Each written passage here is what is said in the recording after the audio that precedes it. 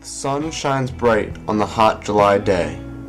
I wake up early, around 6:30, like every day throughout the summer after my 4th grade year. Jumping up and down, I was running around and bumping into things. A ball of energy not dissimilar to the green flubber. Already, I had the feeling like this is going to be one of those really fun summer days. It is now nearing 12 o'clock and my mom has to leave for a meeting. As she leaves, she tells me that when I get hungry, I can just ask Pat, my babysitter, and she will make lunch. The rumble in the pit of my stomach, instead of the time of the day, tells me it's time to eat lunch, and I decide on eating some Easy Mac. I search through the cabinet for some until Pat comes into the kitchen, standing diligently, and asks, "Do you need any help finding something for lunch?" I refuse, and continue to search until I find the mac and cheese, as she shifts her weight and leans against the wall, allowing my attempted independence to shine through.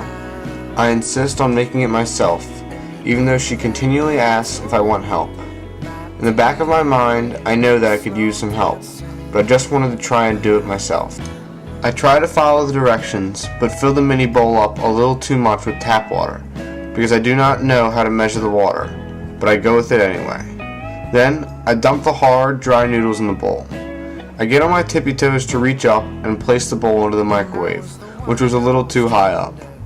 I turn the microwave on for 3.5 minutes until I hear the water start to sizzle. The microwave beeps. I open it and reach up. I can barely even see over the front edge of the microwave enough to see the bowl, but I still can grab it. The outside of the bowl is so hot that I can really only touch the sides of it for a few seconds before I would have to pull my hands away. Looking up, it felt as high as a skyscraper.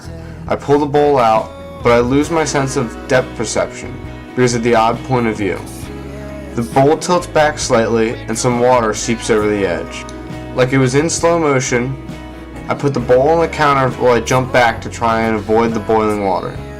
Some of the water missed me, but I feel some hit the top of my sock and can only get a small, quiet yelp out before the burning, painful sensation hits. I begin to jump up and down until I run into the other room to my babysitter, and she tears off my sock immediately and tries to give some calming words.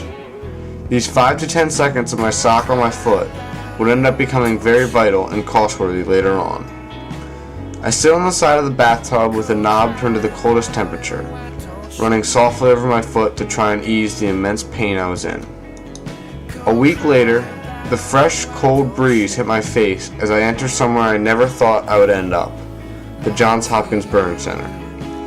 While talking to the specialists, they gave many directions about things I needed to do, but I was still struggling with some things. I asked questions about how to put the bandage over my foot, and struggled with the disgusting bubble on my foot. I act shy to these very nice ladies. Half of it was probably because of the shock at my young age of seeing kids with many bad burns in the center. She responds, "It's okay. You're not supposed to be an expert. We are experts though, but you have to ask so we can help."